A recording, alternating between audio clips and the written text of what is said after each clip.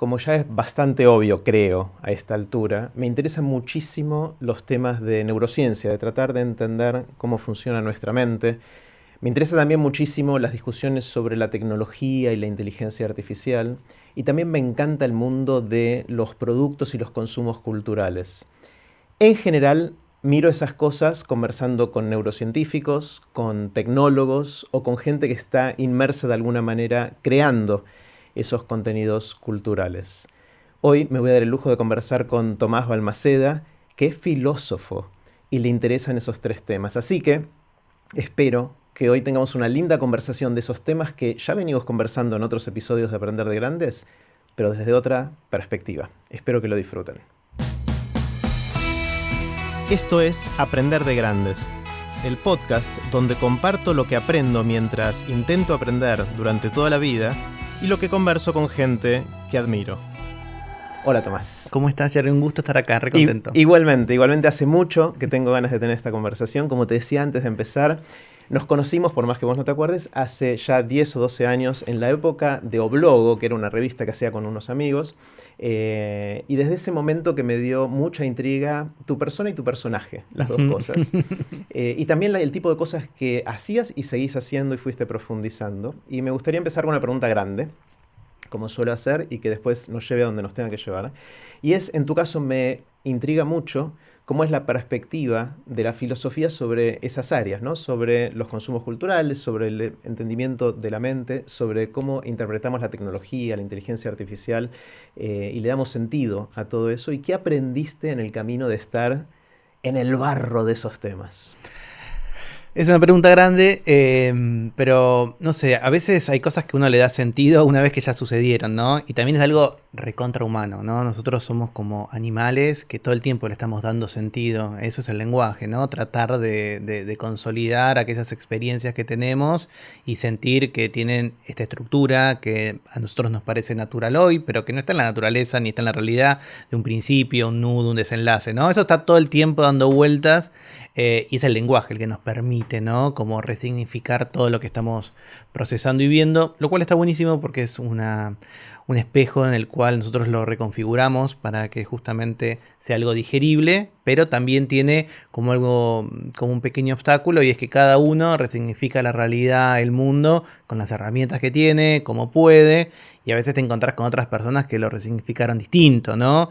Y sin caer en un relativismo, lo cierto es que hace muchos años, ya muchos siglos, desde Kant para acá, la filosofía se viene advirtiendo. Mirá que a las cosas mismas, a la realidad, no vas a llegar, digamos, de manera directa. Siempre hay puentes, hay lazos, hay vasos comunicantes que cada persona tiene diferente. Entonces, cuando miro atrás todo esto que contaste, bueno, yo le doy un sentido que es más difícil o que quizás tiene que ver más con mi biografía. A mí de chico siempre me gustó leer.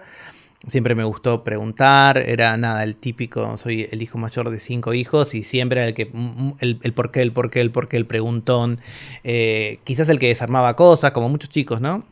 Y después las volví a armar, o no podía volverlas a armar, o le hinchaba mucho a mis papás porque, no sé, quería una computadora en la época de las Commodore, digamos, que me parecía que era fascinante, o que quizás leía, yo era mucho de leer libros ya de chico, agotaba la biblioteca de mi mamá, iba a lo de una de mis abuelas que tenía, pero bueno, después, nada, terminé en la biblioteca, yo soy de la ciudad de Campana, en la provincia de Buenos Aires, terminaba viendo eso, y cuando tuve que decidir qué estudiar, bueno, pensé como 3 caminos. Uno era el periodismo, otro era algo vinculado con lo que en ese momento a mí me parecía que era la publicidad, que yo me di cuenta que en el tiempo era escribir, finalmente, o la filosofía. Y bueno, decidí la filosofía. Hoy es un camino que me encanta y me siento súper honrado de poder, digamos, trabajar en ese área, y todo el tiempo aprendo y todo el tiempo estoy pensando, y me parece que hay un rol de la filosofía. No sé, con mis amigos siempre joden que soy como el Moyano en la filosofía, porque me gusta defenderla como área, me gusta defenderla como herramienta. Me parece que muchas veces, yo mismo a veces lo he cometido, trato de evitarlo, pero también he sido víctima de cierta idea como snob de la filosofía, que es solo para algunos, que solo tiene ciertas reglas, que hay que hacer muchísimo para llegar.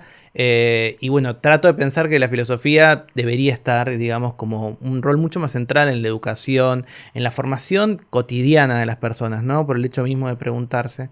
Entonces, nada, en ese camino de la filosofía, ahora me doy cuenta que me acompañó en todas estas aventuras que empezaron hace 10, 12 años, cuando comencé a usar internet para compartir contenidos, para explorar formas. Y durante 15, casi 16 años, mi foco de interés principal fue la filosofía de la mente. Específicamente, lo que hace la filosofía de la mente, que podría ser una rama de la epistemología o de una filosofía especial de la ciencia, que es tratar de ver la psicología. La psicología, quizás no como a veces acá en Buenos Aires se entiende como solo psicoanálisis, ¿no? Como, bueno, cómo se estructura nuestra cognición, cómo se estructura, digamos, esos contenidos que están. Y a mí específicamente me interesó siempre un área que en inglés se llama folk psychology, que acá le decimos psicología de sentido común o psicología no teórica, y es cómo cotidianamente nosotros entendemos otras mentes. Y es un tema que al día de hoy me sigue fascinando, porque la pregunta es, ok, miro, no sé, una silla, miro una mesa, agarro la computadora y de golpe lo percibo de una manera, pero te miro a vos, capaz no te conozco, capaz te conozco de toda la vida, capaz estás en un rol como que sos un mozo de un bar, o sos un presidente, o sos mi jefe, y automáticamente se configura distinta mi percepción. Automáticamente pueden pensar, o por lo menos configurar qué emoción tenés, si sos amenazante, si sos mi aliado, si sos alguien que percibo que sos, qué sé yo, dominante o alguien que yo quiero dominar, automáticamente sé si sos confiable, si no. No, todo eso sucede en un minuto, como que reconfiguro completamente algo si veo a alguien que percibo como otra mente, ¿no? Incluso también hay un montón de personas que ese paso, que para algunos es natural, es más complejo. Entonces ahí aparecen todos los temas del espectro de esas personas que quizás no pueden automáticamente recibir eso.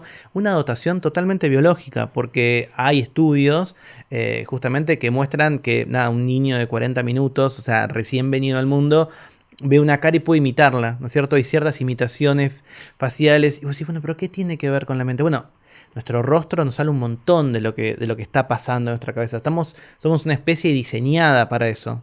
Y de hecho, qué sé yo, diseñada no en el sentido de diseño inteligente, supongo. No exactamente, no, sino que, digamos, como hechos de fábrica, digamos. Claro. A veces también pasa eso, ¿no? El lenguaje te dice, ¿cómo explico que hay líneas de gente que cree mucho en el innatismo, en el sentido de que nuestra carga de fábrica con la que venimos al mundo es muy fuerte? Yo no creo tanto eso, creo que hay mucho que aprendemos, pero es cierto que tenemos ciertas predisposiciones, ¿no? Uh-huh. Hay una imagen que a mí me gusta en filosofía, que es, bueno, es como si hubiese como posibles caminos de un río, ¿no? Como que vos ves que si el agua fluye, podría ir en el medio de un valle, o podría inundar una ciudad, o podría llegar al mar.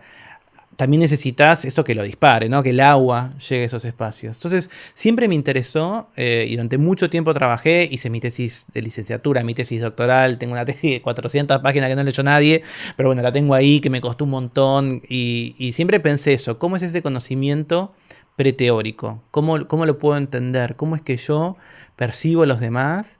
Y cómo de la manera cotidiana pensamos en los otros. Sobre todo porque en filosofía durante muchos siglos hubo toda una idea de separar la mente y el cuerpo, ¿no? Hoy le decimos la mente. La dualidad, la famosa dualidad. Exactamente. En general cartesiana, por René Descartes, un filósofo francés, que fue el que un poco la consolidó con un marco teórico, con una obra, que son las Meditaciones Metafísicas, muy potente. Entonces, pero esa idea viene de antes. De hecho, es re interesante también pensar por qué siempre pensamos que el cuerpo y la mente son distintos. Decía, hoy decimos la mente, pero quizás, qué sé yo, San Agustín decía espíritu. Y quizás alguien hoy puede decir alma, ¿no? Como distintas formas de acercarnos. Pero parece también que como animales solemos pensar que hay objetos que tienen algo más que cuerpo, ¿no? Como que falta, hay algo más. Mucho tiempo se pensó que era la mente como algo distinto. Hoy, vos nombrabas las neurociencias, que están muy vinculadas con todo lo que yo estudio. Lo que te muestran es que, bueno, en principio solo conocemos una realidad física. No parece haber algo más, un alma. Lo podemos concebir. Yo puedo pensar un ángel, puedo pensar un fantasma, es decir, mentes o voluntades sin cuerpo. Pero no conocemos nada que no tenga ese sustrato físico. Y bueno, y a partir de ahí, como de pensar esas estructuras, también hay muchísimos modelos de qué puede haber ahí adentro. Hay gente que piensa que hay módulos en el sentido de que hay como estructuras en nuestra mente que se van despertando o acoplando para tareas específicas y que luego vamos tomando. Hay gente que cree que lo que tenemos es algo parecido a teorías, como que cada vez que yo me encuentro con vos, lo que hago es, bueno, a partir de todo lo que yo ya conozco y un poco de este bagaje biológico con el que vengo, digo, bueno, si tiene cierta posición en los hombros, cierto tono en la voz, puedo esperar esto. Si en el pasado te comportaste de una manera, lo puedo saber. Entonces cuando me enfrento con gente que nunca vi, a veces incluso los roles sociales son importantes. Yo te decía, si sos un mozo, por ejemplo, un mesero en un bar, bueno, yo capaz nunca te vi, capaz nunca interactuamos, pero hay ciertas convenciones sociales que descansan mi mente. Te hago un gesto para pedirte la cuenta, otro gesto para pedirte un cortado o un café, digamos, y lo vas cambiando. Y hay otra gente que piensa que es por simulación, que es este famoso ponerme en el lugar del otro. Entonces uso las mismas estructuras con las que yo trabajo para verlo.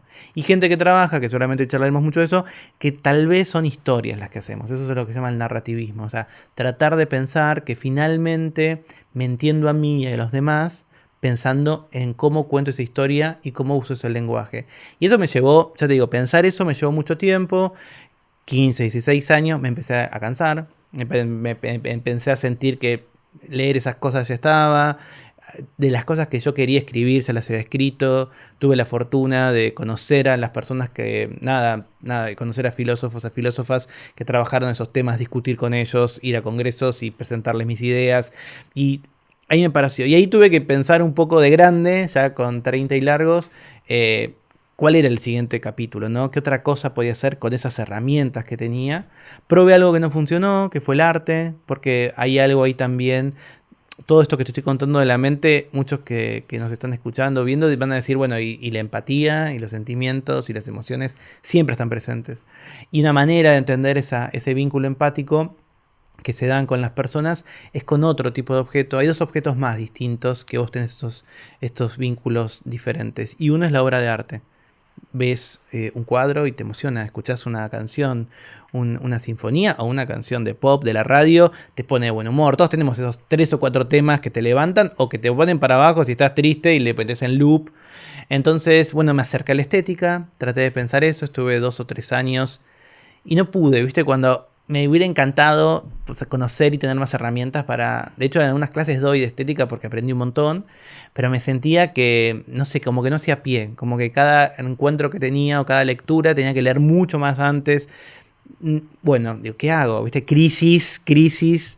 Y leyendo, cosas, porque en paralelo soy periodista y hago mucho tecnología, empecé a ver que crecía todas las discusiones sobre inteligencia artificial, algoritmos de aprendizaje automatizado, deep learning, todo eso, y veía que esas mismas discusiones que yo había leído, que había tenido Descartes hace varios siglos sobre la mente o estaban en el mundo de la tecnología, estaban creando y hablando de inteligencia.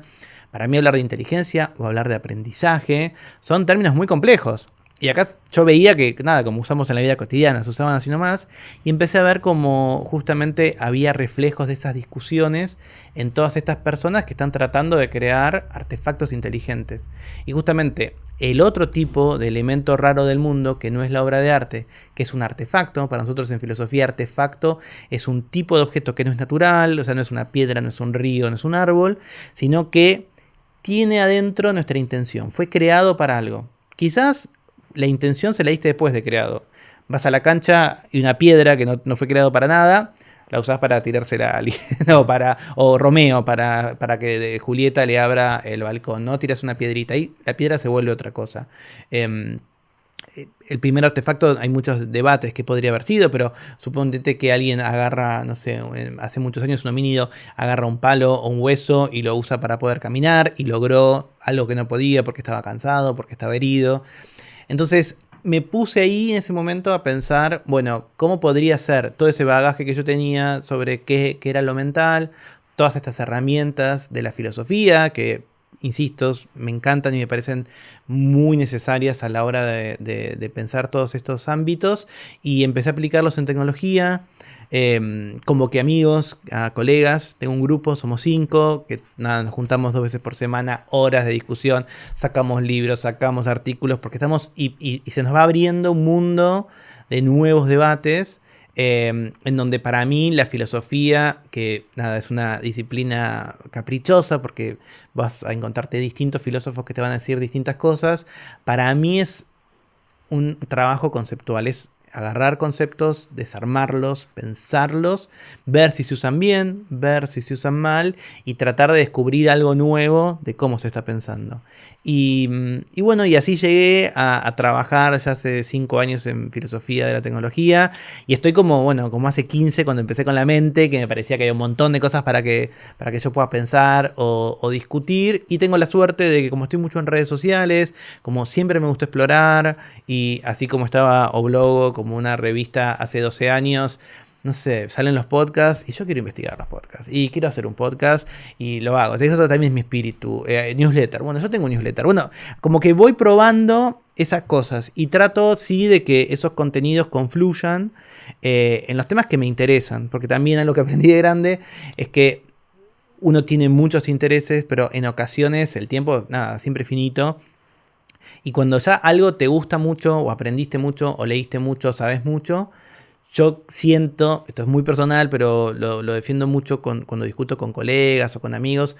Yo creo que todos los que tenemos algún tipo de conocimiento específico, y todos lo tenemos, sea formal o no sea formal, yo creo que estamos obligados en este gran debate público que son las redes sociales a poner nuestro grano de arena. Si sé un montón de autos y veo que están discutiendo algo con un error, con cariño, con respeto, tenemos que intervenir. Cuando yo veo que hay también discusiones y otras que no me meto porque no tengo que ver, pero siento que hay algo ahí de lo que a mí me gusta, de lo que me anima de la filosofía y de este tipo de reflexiones, que a mí me encanta tener esa incidencia. Uno dice discurso público y parece mucho, es un tweet. O es alguien que capaz te invita a una nota, o te invita a charlar a un grupo porque en Twitch se ponen a discutir. Entonces yo creo que uno está como obligado, porque uno aprendió, uno se formó. La filosofía siempre usa una imagen medieval muy linda, ¿no? Estar parados en los hombros de gigantes. Bueno, estamos todos construyéndonos, somos muy chiquitos, pero estamos un poco más arriba que antes porque nos estamos justamente subiendo al esfuerzo de otras personas del pasado. Entonces, para mí hay algo ahí como medio de militancia, en el sentido de que, bueno, en vez de quejarnos de que hay toxicidad en las redes o de que capaz la famosa desinformación, bueno, de lo que yo sé, de lo que yo puedo colaborar, cómo puedo estar. Así que acá ando aprendiendo de grande un poco cómo la filosofía, por eso, se puede meter en la tecnología. Creo que yo le doy sentido a esto que hice y me parece que es natural como lo hice, pero bueno, también es a posteriori, claro. Y es como yo veo esta área. Wow. Primera pregunta o reacción que me surge es si podemos cancelar todos nuestros compromisos por los próximos 3 días. Vamos a pedir comida, vamos a traer algo para descansar de vez en cuando, porque tengo ganas de... O sea, dijiste tantas cosas, me da ganas de agarrar cada una y como meterme en ese laberinto que hay detrás de cada una. Quiero empezar con una re chiquita, que dijiste una cosa al pasar, pero para mí es algo que me obsesiona. Cuando hablaste del arte, dijiste que en un momento sentías que no hacías pie. O sea, lo dijiste así al pasar, como... pero para mí eso es central en mi vida y en la vida de mucha gente que siento que quiere seguir aprendiendo durante toda la vida, ¿no? Es esa sensación que a veces tenemos de alguna asignatura pendiente, de algo que queríamos aprender y por alguna razón no lo hicimos hasta ahora y de repente nos metemos y nos abruma, ¿no? Lo vemos inabarcable, sentimos que es tanto lo que tenemos que ir para atrás para poder tomar carrera y ponernos al día que muchas veces desistimos, ¿no? Y me encantó la idea de no hacer pie como una metáfora o una forma de describir esa sensación. Sí, yo siempre uso mucho metáforas del agua, no sé por qué, pero para mí es eso, porque muchas veces te juro que lo siento así, incluso cuando uno tiene, para mí son 3, es no hacer pie, que es algo intermedio, que te dé vuelta la ola, que a todos nos pasó en el mar, que terminamos con el culo al aire porque se te desable la malla, claro. O surfear, que es muy difícil. Yo no surfeo, tengo amigos que surfean o que les encantan los deportes acuáticos, yo los readmiro porque de hecho los he visto, he ido a ver o uno los conoce de los videoclips o hace poco de los Juegos Olímpicos, pero para mí es eso, ¿no? Como que finalmente lo que nos rodea no tiene que ser solamente el aprendizaje, pero pueden ser tus tareas cotidianas o incluso los compromisos familiares. Yo creo que, bueno, no ser pin no es necesariamente malo, no te pasó la ola por detrás, pero tenés que encontrar también una manera, no sé, yo como soy muy analítico, Mi regla de oro es dividir todo en cosas más chiquitas, Claro. siempre, en cualquier cosa. Me doy cuenta que lo hago de que soy chico y de más grande lo internalicé como un método. Y la gente que trabaja conmigo en distintos proyectos ya me conoce. O sea, cuando arrancamos y yo...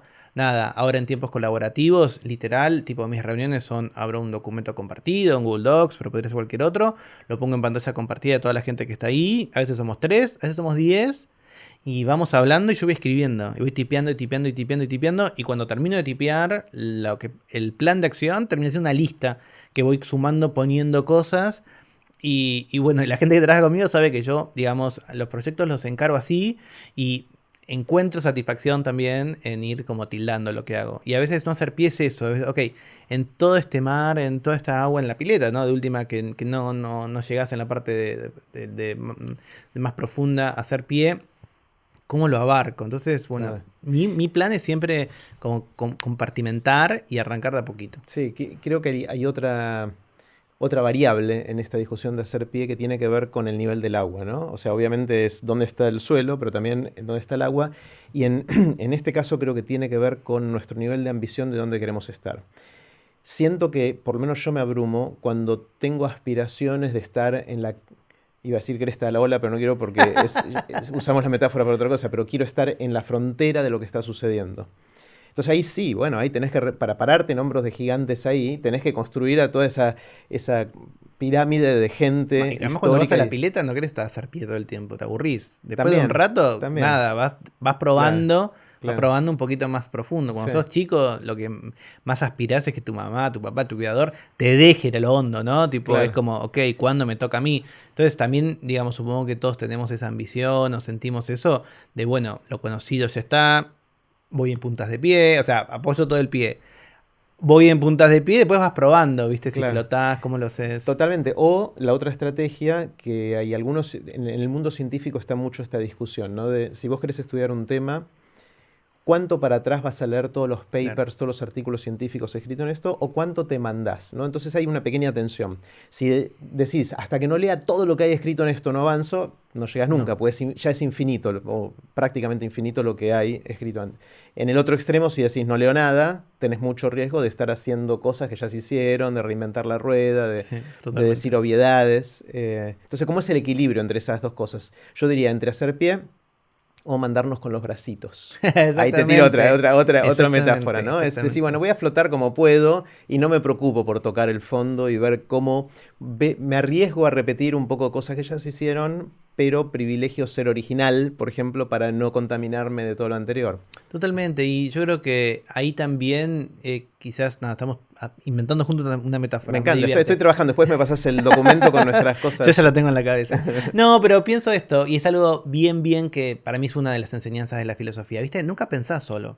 Aunque estés en una isla desierta, no pensás solo, porque el lenguaje, las ideas, lo que has leído, digamos, acá hasta cómo llegaste ahí, siempre precisas ayuda. Y eso es, digamos, dentro de estas de las múltiples intereses o curiosidades que tengo como cualquier persona. Por ejemplo, a mí siempre me fascinó la Antártida, escribí un libro como que y para mí lo que más me gustó de la Antártida siempre y lo que siempre me convocó fue que pude hablar con un héroe argentino, el general Leal, digo, falleció. Jorge Leal, nada, llevó adelante la primera expedición argentina a pie al Polo Sur, en el año 65, una epopeya increíble de la que aprendes un montón. Y lo primero que nos contó cuando lo entrevistamos con Agustín Larrea, que escribimos un libro, él nos dijo, en la Antártida nadie sobrevive solo, ¿no? Porque realmente nadie sobrevive solo. Y nadie piensa solo tampoco. Y yo cuando ni bien me dijo eso me di cuenta. Y yo creo que hay algo de humildad en el pensamiento filosófico y científico que tiene que ver con las comunidades que te validan, ¿no? En muchos casos puede ser desanimante eso. Y para los que tenemos ego grande es un gran aprendizaje. Yo, digamos, yo creo que, bueno, uno siempre piensa que controla el ego. Espero que lo esté controlando. Pero para mí mi control de ego está en que todos mis trabajos tienen como un trabajo de edición o un trabajo de crítica. Y soy una persona que me gusta dar feedback amoroso, pero que soy muy resiliente al feedback muy crudo porque lo tengo desde chico. O sea, desde que empecé a estudiar esto, alguien te corrige y cuando haces filosofía presentás una idea y la idea es que todo el mundo te discuta, ¿no? pensándolo en términos más epistemológicos o de la ciencia, Popper, un filósofo de la ciencia muy importante, Karl Popper, bueno, un poco simplificando, ¿no? Él pensaba que la ciencia eran conjeturas y refutaciones. La idea de la ciencia es, ok, voy a lanzar una conjetura de cómo funciona el mundo o de cómo se resuelve este problema, y la función del resto de la comunidad científica es criticarla y derribarla. Mientras no se derribe, eso va a ser un conocimiento. Él siempre pensaba que era provisorio, porque creía que nunca iba a estar verificado.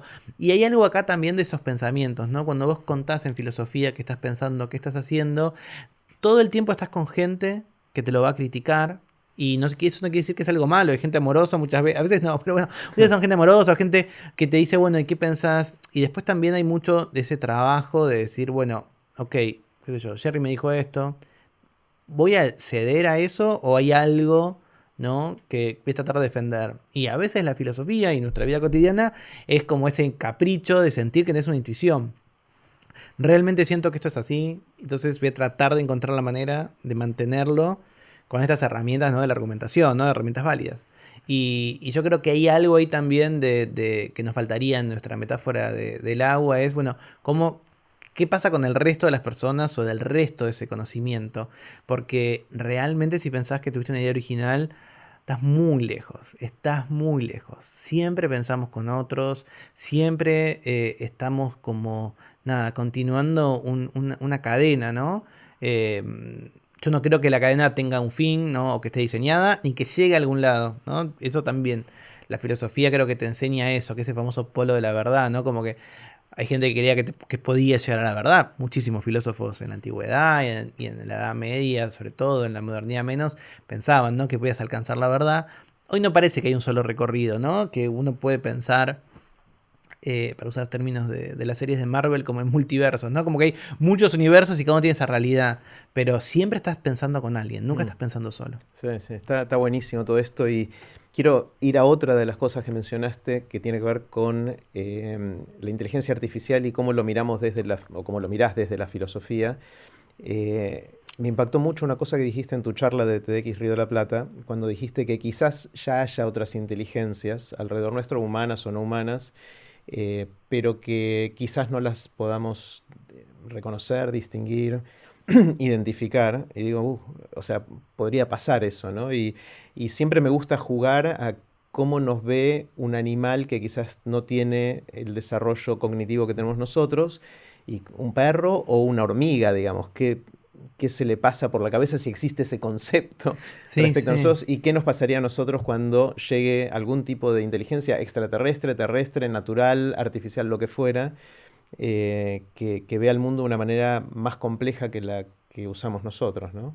Sí, ahí, esa es una idea que también, la primera vez que se la escuché a alguien fue a Diana Pérez, que es mi directora, también en estas reuniones que tenemos en nuestro grupo, nos juntamos los viernes y los martes y estamos ahí toda la tarde, nada, ahora vía Zoom, pero Ujú. después, si no, nada, siempre lo más lindo pasa en el café, ¿no? O cuando vas a buscar algo y lo tenés. Y sí, para mí el tema es casi como de una humildad en el sentido de que tenemos muchas experiencias en el pasado en donde la humanidad nos hemos equivocado y no estábamos seguros de que algo era de una manera y quizás en retrospectiva ahora lo vemos y decimos no puede ser. Mm. Para mí hay un hecho histórico increíble y es que, digamos, para los parámetros de la época, para los parámetros del 1400, del 1500, se tardó 100 años casi en determinar si las personas que vivían en el continente americano éramos humanos o no.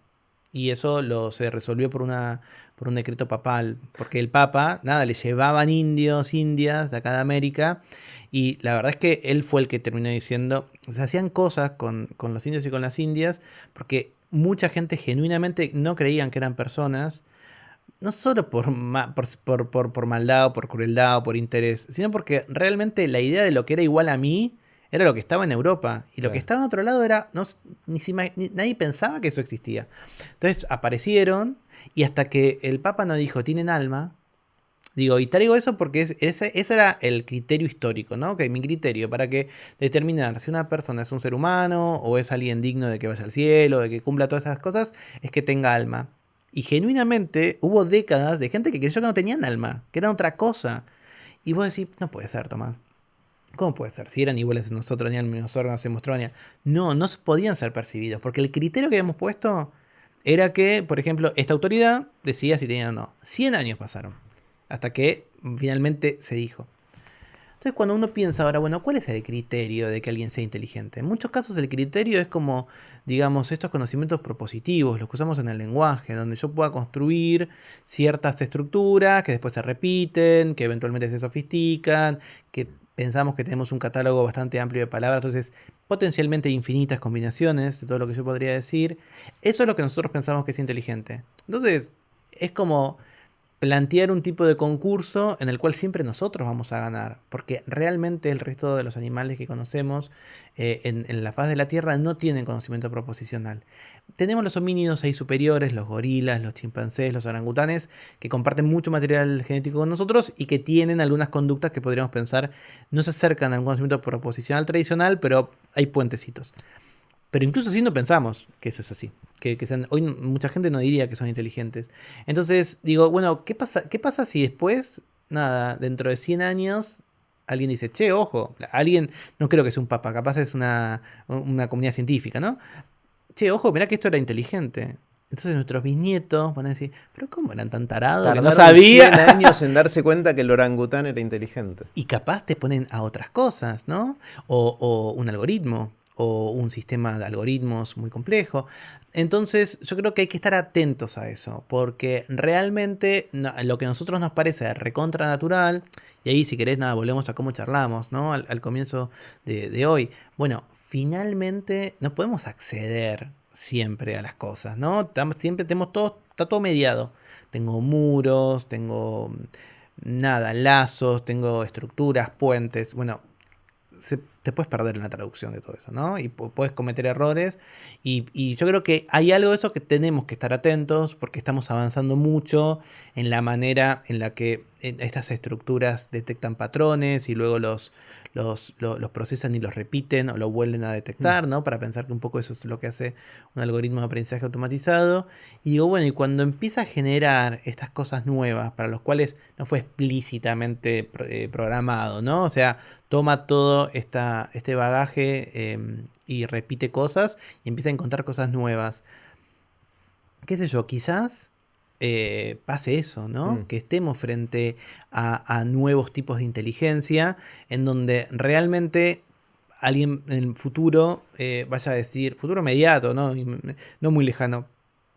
Che, vos hiciste un concurso de quién es inteligente, que solo vos ibas a ganar.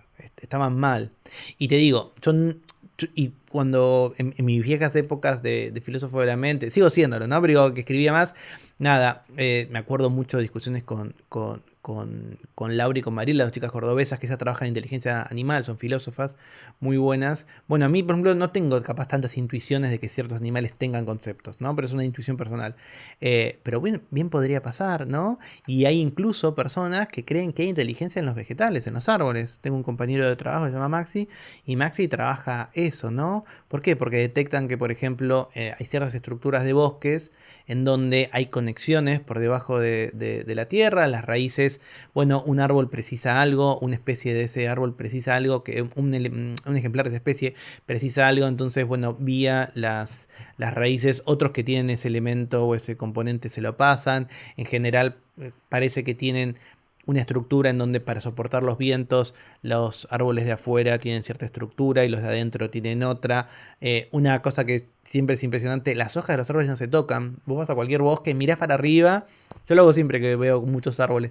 Digo, bueno, como los árboles crecen, hasta no se llegan a tocar, ¿no? Hay gente que cree que eso podríamos pensar que es algo inteligente. Lo que pasa es que, bueno, tenés que llevar ese hilo. No tengo esas intuiciones. Hay que pegar un salto para llegar. Bueno, por eso, tipo, vos y yo no tenemos esa intuición. Claro. Así la tiene. Claro. Pero si vos vas tirando de ese hilo y decís, bueno, ok, ¿qué vas en mi concurso de quién es inteligente y quién no? Si yo voy cambiando las reglas de ese concurso, y bueno, quizás en algún momento gana, ¿no? En los Juegos Olímpicos de las Inteligencias un árbol o un bosque. alguien va a O decir... una inteligencia artificial. O inteligencia artificial. Y alguien te puede decir, bueno, no, cambiaste las reglas de juego. Bueno, el problema es si vos creés que esas reglas del juego son naturales, o son las únicas, Claro. o a una cosa superior, que sea la naturaleza con mayúscula, o Dios, o algo, un extraterrestre, impuso esas reglas. No, las que estamos creando nosotros. Entonces quizás en un momento, en los Juegos Olímpicos de la Inteligencia, gane un bosque. Y Claro. nosotros, que nos creíamos tan capos, miremos el medallero y quedemos en bronce, qué sé yo. Claro. No sé, eso, no sé, son cosas que a mí me apasionan pensar. O sea, como que escucho eso o escucho a mis colegas, a mis amigos hablar de esas cosas, leerlos o verlos. Y digo, bueno, entonces, viste, que es otro par que a mí siempre, siempre, siempre me interesó. Y es lo natural y lo cultural. Viste, cada vez menos pienso que hay cosas que sean tan naturales. Creo que hay, porque no siento, no me creo un relativista, pero cada vez más me doy cuenta que hay mucho de cultura dando vueltas, y lo cual para mí te da vértigo o te da un poquito de ansiedad, pero está genial porque el mundo se podría reconfigurar de otra manera. Claro, claro. Una de las sensaciones que me da dentro de ese vértigo es que si nos llevó 100 años reconocer que la gente que vivía en América eran seres humanos, y nos puede llevar otro tanto en reconocer que los bosques son inteligentes o lo que fuera que hagamos, con el ritmo acelerado del avance de la tecnología y cómo está cambiando el mundo, me da la sensación que nosotros tenemos naturalmente para las grandes preguntas filosóficas un tiempo natural de evolución que no va a dar abasto. O sea, va a ser muy difícil mantenernos con el ritmo de procesamiento de las cosas que nos pasan cuando inventamos cosas, que va a crear una brecha sobre nuestro propio entendimiento de qué es lo que estamos haciendo, ¿no?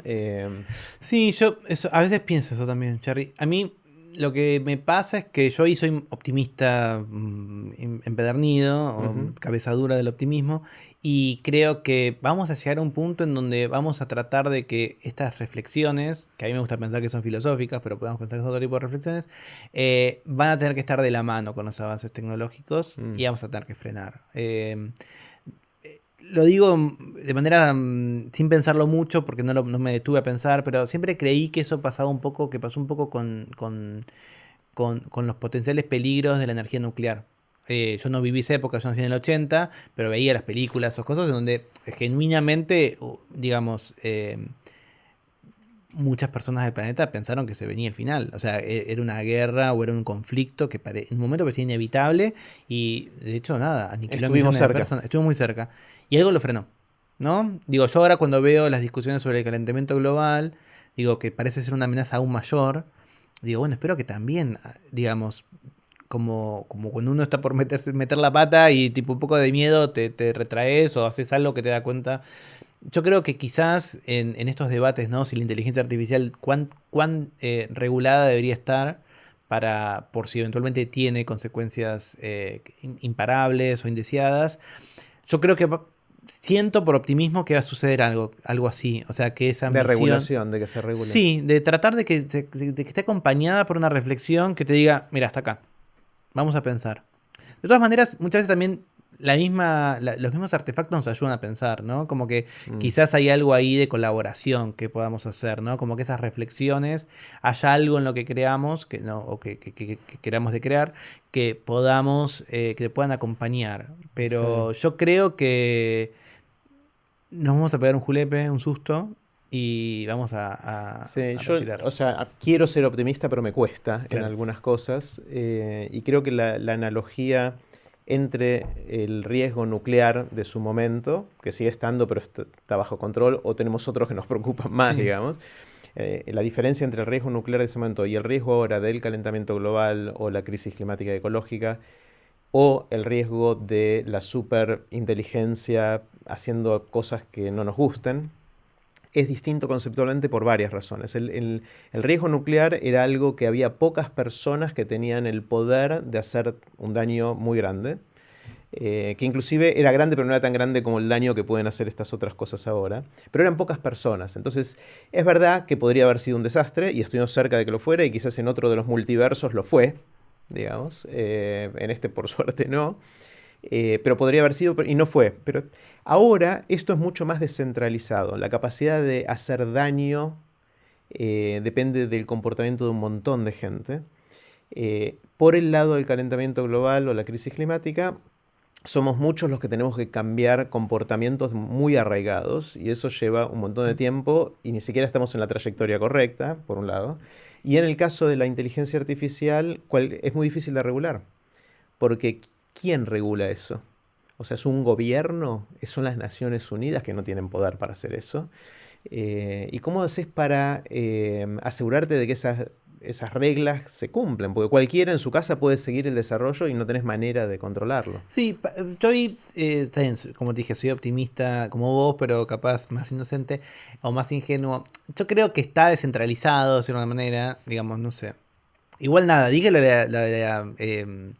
lo del riesgo nuclear, yo creo que después no es que me arrepiento, pero digo, no lo pensé bien, pero digo, me parece como, nada, como un disparador, Sí, digamos, sí, sí.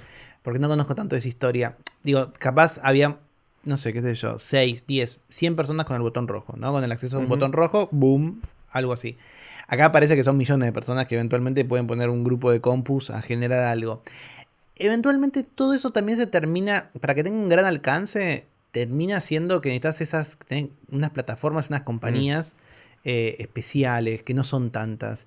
Entonces, en los debates sobre regulación, que nosotros desde la filosofía los pensamos un montón, pasa algo también similar a lo del cambio climático. Todos tenemos que cambiar nuestros hábitos, pero lo cierto es que cuando ves los papeles, son pocos las entidades, muchas veces grandes compañías, en este caso los gobiernos, que tienen que tomar esa decisión, porque esas famosas comparaciones de cuánto daña o cuánto impacta el medio ambiente, la huella que deja un vuelo de Buenos Aires a Nueva York comparado con la separación que haces de residuos, bueno, no tiene que desanimarte a no hacer residuos, pero sí tiene que poner el foco en donde tienen que estar las regulaciones.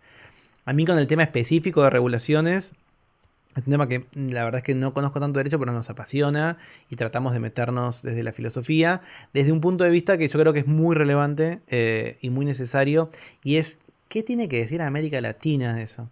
Porque vos te vas a encontrar con Europa, que es quizás donde vas a encontrar, de hecho este año se publicó en las primeras regulaciones, digamos, sobre inteligencia artificial y fairness de la Unión Europea, en donde, bueno, por lo menos Europa se autopercibe como grandes o fuertes estados que pueden controlar estas compañías.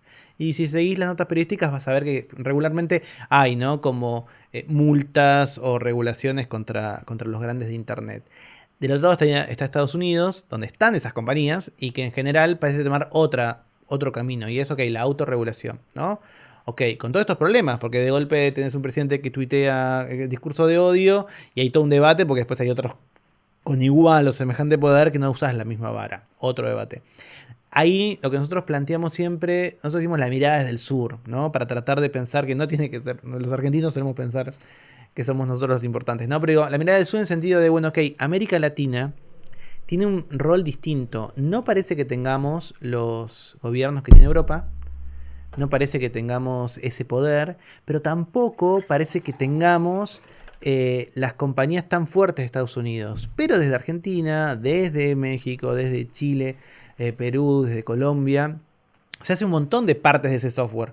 O sea, digamos, y hay startups y hay gente que hace código, o sea, creamos algunos de esos componentes. Entonces, para mí también ahí es esa mirada, ¿no? De qué tenemos que hacer nosotros, que ni tenemos los gobiernos fuertes que Europa dice que tiene, ni tenemos esas centrales que tenemos. ¿Qué puede ser? A mí como todo, o no sé como todo, pero a mí por lo menos a veces la relación del Estado me hace levantar la ceja, porque ahí también me siento un filósofo. Para mí todas esas distancias de poder hay que mirarlas con cuidado. O sea, nunca tuve como actitud natural, más allá de lo partidario, abrazar un Estado y que me encante y que me parezca lo más. Nunca lo tuve, porque para mí, digamos, toda distancia de poder como filósofo tengo que planteármelas. Y también entiendo que no son solo los Estados hoy, que también son las compañías. Entonces, bueno, nada, me gustaría esa actitud más de precaución en más personas, porque, bueno, es nuestra vida cotidiana la que está en juego. Pero yo siento que esa regulación podría ser un mix de esas cosas, pero tendríamos que pensar nosotros qué podemos aportar desde acá. Y muchas veces en esas discusiones, América Latina Digo, y lo digo de acá porque yo soy del sur, digamos, pero supongo que alguien de la India podría pensarlo distinto, o alguien de otras zonas del mundo también de manera diferente. No sé. Me intriga, Tomás, cuando hablas en primera persona del plural, decís nosotros, refiriéndote a este grupo de los martes y de los viernes, a tu directora, a estas dos otras filósofas que ven la mente animal. ¿Qué es ese colectivo? ¿Qué es en qué estás dentro de una institución haciendo esto? ¿Cómo Sí, funciona? estoy dentro de una institución que se llama la Sociedad Argentina de Análisis Filosófico, SADAF. Es de las muchas maneras de hacer filosofía. Yo hago un tipo de filosofía que se llama filosofía analítica, que es esta que quizás se interesa más por el análisis, se interesa más por los vínculos con la ciencia. Nosotros usamos una palabra que tiene otro sentido, pero en cambio decimos somos naturalistas, porque tratamos de acompañar los dictados de la ciencia. Hay gente que hace filosofía con otra libertad, que digamos, quizás uno podría pensar, bueno, yo quiero pensar la mente como la piensa quizás el psicoanálisis, que tiene estructuras que no siempre son científicas, por ejemplo, Ujú. o quiero pensar la mente desde la antropología. Nosotros usamos esta, que tratamos de acompañar lo que hace la ciencia. Sí, yo lo hablo como una especie de comunidad filosófica, pero porque realmente para mí, nada, yo me siento un poco parte de un grupo, de un tipo de conocimiento que me gusta cuidar y que me gusta tener y que me parece muy relevante. La academia es muy difícil y es muy ardua y tiene como toda estructura y esta que es muy antigua, muchos em, caprichos, pero yo trato de distinguir como dos maneras de hacer filosofía. Yo, como te dije, pienso que la filosofía es trabajar con conceptos. En ese sentido, cualquier persona puede ser filósofo. Y yo, es una etiqueta que se la regalo a cualquiera. Si vos me decís que sos filósofo, te la regalo, no tengo drama. Cuando yo era chico, no me pasaba eso cuando empecé a estudiar. Viste, el filósofo era casi, estaba en toga, no sé, era muy específico. Eso no me parece, yo no estoy de acuerdo con eso y no tengo drama, ¿no? Y me he peleado 50 veces en redes sociales porque te dicen, bueno, porque estás estudiado, no te haces filósofo, bueno, ¿qué más querés? Tipo, yo no tengo drama. Regalo cualquier persona que quiera reflexionar, para mí es filósofa o filósofo. Me parece perfecto, no tengo drama. Y creo que hay que incentivarlo a eso.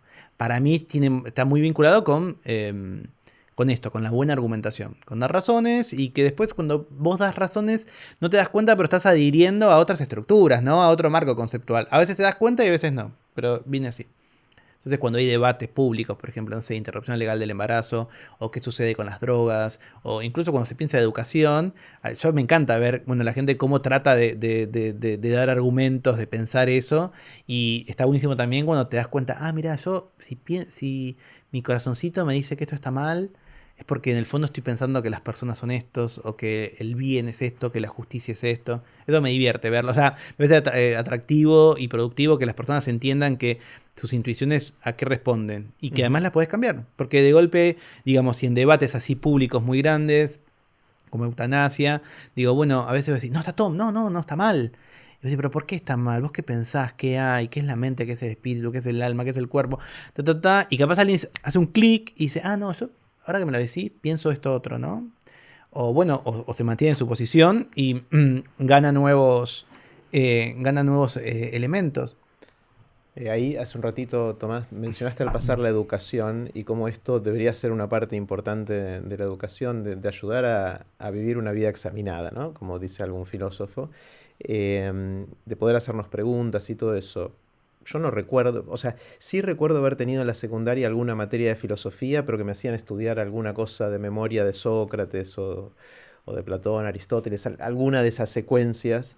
em, ¿Qué es lo que hay que hacer en la educación? O sea, ¿cómo se siembra esta idea de pensar mejor, ¿no? De pensar Sí. distinto, de dedicarle tiempo a estas Es cosas. difícil. A mí me encanta la educación. Hice todas las materias de pedagogía en la facultad. Siempre me gustó y me encanta dar clases. Y me parece que dar clases, tenés que tener esa vocación. Es una palabra fea, pero tenés que tenerla porque hay un montón de cosas. Pero también hay como que estudiar, hay técnicas. A mí toda la pandemia me enfrentó. Yo doy clases oficialmente, y con recibo de sueldo, desde el 2006, desde antes de licenciarme. Y, o sea que yo cumplí 10 años, ¿no? Sí, más, un montón, 15. 15. Mm. Muy bien. Tengo que ver mi recibo de sueldo si me pagan La la antigüedad. antigüedad, la UBA. Y me enfrenté en la pandemia y yo estaba muy acostumbrado a los entornos digitales porque por mis otros trabajos y me enfrenté a un montón de inseguridades porque yo estaba muy cómodo en un aula y de hecho después cuando doy charlas o hago seminarios o workshops, yo me doy cuenta que los 15 años de docencia están en mi cuerpo porque siento que puedo tener como la temperatura de lo que está pasando. Después lo puedes controlar o no, pero yo me siento muy sensible a la temperatura que a vos también te pasa, ¿viste? Cuando das charlas, el humor, y vos podés cambiar, dar un golpe de timón si ves que pasa algo, si algo no funciona. Todo eso lo perdí en la virtualidad, lo perdí. De tipo, a veces, ayer empecé un curso en la Facultad de Filosofía y Letras que tenemos 120 alumnos, entonces no puedo ver las caras a todos. No tengo Pero cuadraditos. tenés una buena muestra, tenés una buena... 20 de 120. Entonces, tipo, tengo que pasar, no importa la plataforma, ninguna te muestra todas esas caras ni todos esos nombres. Y capaz estás hablando con una presentación y se te cortó internet Claro, o bueno, no anda sí. el code. Todo eso me genera muchas inquietudes. Y el año pasado y tuve que aprender a armar las clases de vuelta. Tuve la suerte que en uno de los lugares de trabajo se replanteó uno de los programas totalmente digital y nos pusieron a una persona, se llama Sofía, que trabaja de... Y ahí dije, ay, tengo que aprender todo. Está buenísimo. Digo, Claro. tengo todo de vuelta porque todo eso que tenía, ahora no lo tengo. Entonces a mí como que en qué funciona no de la educación, soy re conservador porque necesito que gente que haya estudiado eso, pero sí creo... Yo recién te decía, yo te reparto la etiqueta de filósofo, no tengo drama, pero creo que ese es un tipo de filósofo. Después estás el filósofo profesional. Y en el filósofo profesional, que es el filósofo que como yo estudió y como otras personas estudiaron, bueno, ahí sí hay estas estructuras de la academia, donde la validación siempre está. Es un camino arduo, es un camino difícil de muchos años, muchos más años quizás, aunque el tiempo es el mismo ahora que antes. Yo tuve 6 7 años para licenciarme, casi 5 más para doctorarme. Yo no sé en 2021, 22, 23 qué van a ser 10 años.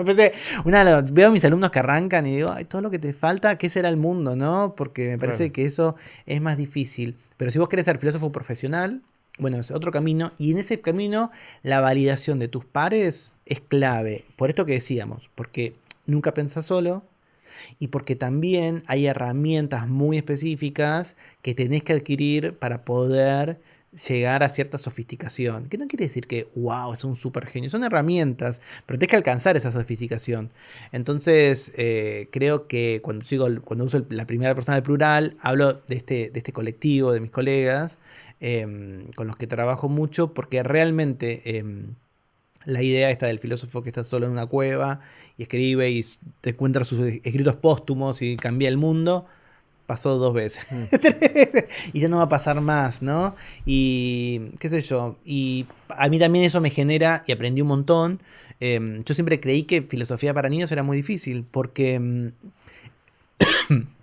entiendo la filosofía como algo muy vinculado con la argumentación, como te contaba, ¿no? Entonces digo, bueno, ¿cómo hace un niño que no tiene todavía eso? Y hay un colectivo que me encanta, que se llama El Pensadero. Hay una chica que se llama Florencia, que la conocí trabajando. Ellos hacen filosofía para niños. Y me llamaron por una actividad y yo fui re prejuicioso, pero re prejuicioso. Por esto que te digo, porque a mí realmente me parecía que filosofía para niños, no sé, digo, no, es otra cosa, qué sé yo, ponerle otro nombre. Y los vi trabajar, ellos trabajan en plazas, en encuentros y y tienen la misma formación que yo, se dedican a filosofía para niños. Y ahí descubrí otro lado de la filosofía que yo a veces me olvido, que es lo lúdico. Ellos preparan con los Mm. juegos y con las preguntas a que estos niños y niñas después puedan pensarse y reflexionar. Entonces, digo, también hay otra cosa como de juego, ¿no? Y todo se basa, como en toda la filosofía, incluso cuando tenés 40 años como yo, en el por qué, por qué, por qué, por qué. Entonces creo que capaz la educación puede un poco pensar eso, pero es arduo, porque la filosofía requiere un tipo de humildad y un tipo de apertura a otras cosas que a veces el mundo no te prepara, ¿no? Y la escuela tampoco. Si mi recuerdo de la secundaria era parecido, ¿no? Como digo, bueno, ok, sí, el mundo es la idea de Platón, o si Descartes dijo cogito ergo sum, Mm. bueno, eso no es mucho, pero tenés que sentarte y leer y tenés que la aventura increíble de poner en duda todo, Mm. ¿no? Y cuando sos chico a veces parece más difícil. Mencionaste también hace un ratito, Tomás, el tema de la cultura y cómo es esa... creación que nos rodea, es una creación colectiva, humana, histórica, a lo largo de los siglos, que nos rodea, que la absorbemos, que es parte de nosotros, que es parte de esas teorías, de esos modelos que tenemos para ver el mundo, pero que al mismo tiempo, por ser creación humana, es más moldeable y más potencialmente puede fluir de otra manera hacia adelante porque no está escrita en piedra de alguna manera, ¿no? Es un bicho vivo, es algo que va a evolucionar y que como colectivo humano tenemos la posibilidad de hacerlo evolucionar. Hay que ver cuánto poder tenemos cada uno de nosotros, que probablemente es ínfimo. Y siempre me intrigó el rol de la creación cultural en todos sus formatos, en todas sus formas, en las formas más obvias, en las formas más solapadas y sutiles, de condicionar nuestras vidas, ¿no? Y de cuánto esa evolución de ir complejizando la cultura e ir agregándole capas nos hace mejores en alguna dimensión, no sé si moral o qué, digamos, ¿no? Está toda esta discusión del progreso, ¿no? De si estamos progresando. Y hay medidas duras de que, bueno, hay menos gente que se muere de hambre, mucha gente todavía, pero mucha menos que en el pasado. Hay muchas menos enfermedades y hay mucha menos mortalidad infantil y no sé qué más, pero hay otras medidas como las brechas, inequidades que pareciera estar aumentando en ciertas medidas. Bueno, toda esta introducción es para ver cuál es la mirada filosófica de todo esto. O sea, cómo si le aplicás la lente tuya de la filosofía a pensar la evolución cultural de los seres humanos, si sentís que va progresando, si va mejorando en alguna medida o no, y qué podemos hacer para ayudar a encauzarla en la mejor manera posible, ¿no? Obvio, obvio. Mira, lo primero que hay, que es un poco lo que te enseña también pensar la tecnología, es que, no sé, muchas veces hay como esos debates, viste, de los cyborgs. Bueno, viste, van a venir los cyborgs, y uno te imaginas, yo me imagino Robocop porque soy ochentoso, pero hay gente que capaz se imagina, qué sé yo, no sé, algún personaje de Marvel o algo, o sea, que hay implementaciones mega tecnológicas que me permitan. Y en mi grupo de investigación, nosotros hablamos de que siempre fuimos cyborgs, ¿no? Que siempre fuimos transhumanos. En el sentido de que si vos pensás toda la historia de la especie humana, todo el tiempo usamos más cosas de nuestra dotación biológica. No hay registro de algo que fuera solito, como uno puede pensar, con una hoja de parra. Incluso una hoja de parra tapándonos ya hubiera sido algo, ¿no? Y cuando están los debates de, bueno, ¿cuál fue el primer artefacto tecnológico? Hay algunos que creen, se encontró un hueso de un animal prehistórico que tenía unas marcas irregulares. Y la hipótesis, son todas nada, prácticas altamente especulativas, pero interesantes, esas marcas corresponden con las fases de la luna. Entonces creen que es el primer calendario, ¿no? Que alguien medía si era luna llena, hacía un tipo de marquita, si era cuarto menguante otra, etcétera, etcétera, etcétera. ¿Qué es lo interesante? Ese primer, para algunos, artefacto tecnológico no corresponde a los Homo sapiens sapiens. Era otro homínido que se perdió en la familia. La tecnología es anterior a los humanos, ¿viste? Como que decís, bueno, entonces viene de algo más. Y cuando uno piensa, bueno, ¿cuáles son esos artefactos o esa tecnología que me acompaña? Que finalmente eso es la cultura. El mayor artefacto que tenemos es el lenguaje. Nos permite acceder a una cantidad de pensamientos y de abstracciones y de ideas que no podríamos hacer de otra manera. Y eso es algo, es nuestra mayor tecnología, es la más sofisticada y es la que todos accedemos.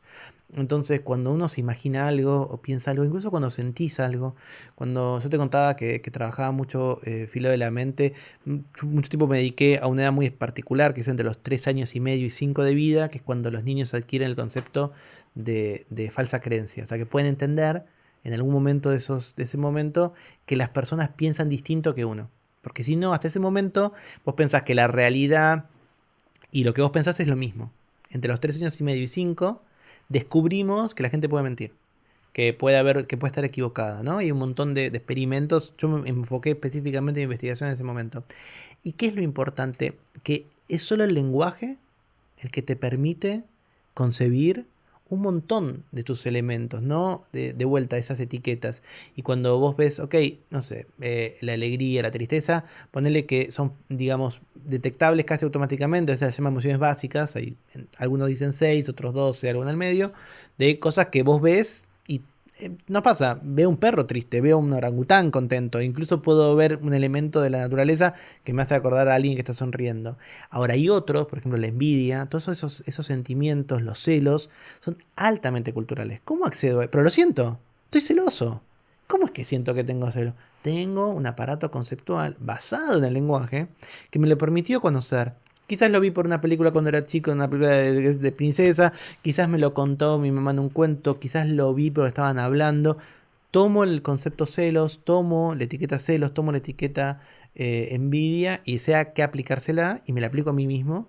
Y de golpe vos vas viendo todos esos conceptos, todo eso está armado por el lenguaje y todo eso es cultura. Entonces, la cultura está desde el comienzo. No existe, a veces, viste, cuando hay discusiones que dicen, bueno, volvamos a lo natural, como, eso no existió nunca, porque toda nuestra historia como especie es superar obstáculos. Y en eso somos, la verdad, una especie muy obstinada, porque tenemos todavía que superar obstáculos, obviamente hay enfermedades que no sabemos cómo curar todavía, hay condiciones como el cambio climático que no sabemos cómo hacer, o qué sé yo, poder volar a otros planetas, pero estamos haciendo todo lo posible para hacerlo.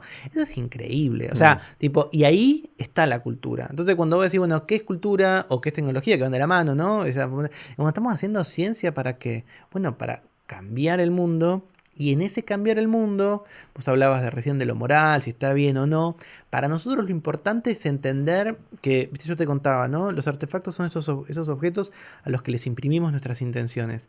Esas intenciones son nuestros valores. Nosotros estamos poniéndole nuestros valores. Y después, a veces, cómo se utiliza eso es un poco más complejo. Otra de las nuestras peleas históricas que tenemos ahí en el grupo siempre contra, digamos, cierto sentido común de la tecnología es, bueno, la tecnología no es ni buena ni mala, es cómo la usás, ¿no? Y un famoso ejemplo es, ok, tengo un cincel que, no sé, Miguel Ángel lo usó para tallar el David, pero lo agarra un asesino, te lo clava en el pecho y te mata. Pero no es malo ni bueno el cincel. Bueno, es un poco más complejo para nosotros. Cuando vos creas algo, estás todo el tiempo pensando en diseños, a veces en papel, en computadora, a veces en tu cabeza, y vas desechando los que no te gustan, los que no. Ahí ya hay decisiones de tus valores. Porque vos pensás para qué lo vas a usar o cómo son. Y luego hay también decisiones de quien lo usa, que están también involucradas. Pero es todo o sea, como que nosotros le dejamos la impresión de lo que pensamos que tiene que ser el mundo, aunque no nos damos cuenta. Cada acción que vos tenés, y esto capaz es medio sartreano, que no es no es el autor que más leo, pero digo, Sartre hablaba mucho también, ¿no? de la buena fe, de cómo nosotros, de alguna manera, Sartre no creía que había una esencia humana, creía justamente que había una existencia, parte del existencialismo, y creía que nosotros con cada acción estábamos reafirmando cómo creíamos que debían ser las cosas. Y eso es realmente así. Cuando vos mentís, ya sea porque le estás tratando de decir a tu hijo que coma más vegetales y decir que hay un cuco, o le mentís a tu jefe, bueno, estás tratando de decir cómo querés que sea el mundo, ¿no? A veces te sale, a veces gente miente tanto que se transforma esa mentira en verdad, y de veces no. Entonces yo creo que la cultura es ese acompañamiento que siempre tuvimos en este gran esfuerzo incansable, obstinado, cabeza dura, de cambiar la realidad. Entonces, no sabemos bien todos los detalles de cómo es el mundo, pero sabemos cómo queremos que sea, ¿no? Y estamos ahí, a veces hay callejones sin salida y abandonamos esas ideas y arrancamos otras nuevas, pero estamos todo el tiempo con esta voluntad increíble no sé si ser mejores. Yo ahí también, viste, yo no creo en el progreso. Para mí es un poco todo más de pelotado. Pero sí que queremos que estamos avanzando hacia donde queremos que estemos. Está buenísimo. Quizás me quedé pensando en si se puede usar la metáfora de hacer pie o flotar en temas de la cultura, porque uno podría pensar también, si uno quiere ser parte de una cultura, tiene que conocerla, si quiere hacer pie, tiene que ponerse a entender todas las capas de significación o de significados históricos que hay en la construcción de esa cultura, que es hiper compleja, para decir, bueno, entonces la disfruto. Pero no hacemos así. No. Vos vas al cine y no te preguntás todo eso. No, pero hay gente que le gusta reflexionar sobre eso. Claro, pero entonces se vuelven los estudiosos del cine. Sin embargo, en las áreas académicas tenemos esta sensación de que hay que hacer pie para hacer algo creíble, ¿no? Hay algo distinto. Sí, ahí supongo que un poco el desafío es, bueno, entonces cómo creo un campo común para que nosotros podamos charlar con las mismas reglas. ¿entendés? Entonces, y si hay palabras, hay conceptos, hay ideas que tenemos que tener todos, estar todos de acuerdo para avanzar al siguiente nivel. Pero sí, eso es un trabajo y esa es la función de la comunidad, ¿no? De decir, ok, todos estamos de acuerdo en esto y alguien quiere dar un pasito más y todos estamos chequeando si ese pasito es correcto o no. Ujú, Y quizás le decimos que no y esa persona está obstinada en que sí. Bueno, veamos, discutamos, argumentame, ujú. justificame por qué pensás esto y vemos cómo avanzamos. Claro. Quiero pasar de esta discusión de altísimo nivel a una cosa muy chiquitita que dijiste al principio que me intrigó, con un interés súper claro y una agenda abierta, que dijiste te metiste a hacer podcast, te metiste a hacer newsletter y tuviste que aprender cómo funciona eso. ¿Qué aprendiste? ¿Hay algo que te haya llamado la atención? Obviamente me interesa muchísimo. Bueno, para mí estamos en un momento súper raro y único y para mí espectacular en donde realmente cualquiera puede crear casi cualquier cosa. Eso para mí no lo dimensionamos. Ujú, O me sorprende mucho a mí, como seguro te sorprende a vos, porque venimos de otro mundo. ujú, De un mundo en donde había 5 canales de tele, 3 diarios y 2 radios. Nada más. Y poder imprimir un diario era costosísimo, un libro era una cosa heroica, hercúlea, no podías hacerlo. Y hoy yo escucho podcasts que se hacen con un celular, porque técnicamente tenés el micrófono, tenés el ujú. soft o el acceso para poder tenerlo y hacerlo. Eso tiene un desafío, porque digamos, la explosión de contenidos es increíble, ¿no? Y hay gente que se siente más cómoda con algunos que con otros. Yo exploro eso, me encanta, y encuentro que esa posibilidad de que eventualmente tengas de manera muy accesible esas herramientas se une con otra cosa increíble de los seres humanos, que nos encanta compartir lo que sabemos. Entonces, nada, yo cuando hago podcast, por ejemplo, tengo un equipo de trabajo y mi editora, Andrea, que es una genia, aprendió por YouTube Claro. y no le da vergüenza.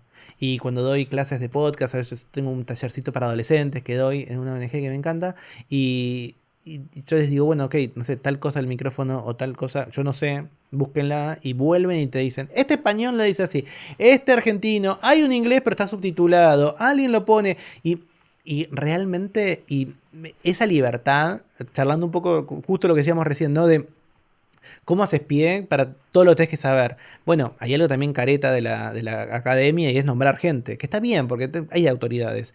Hay una generación que el conocimiento realmente es horizontal.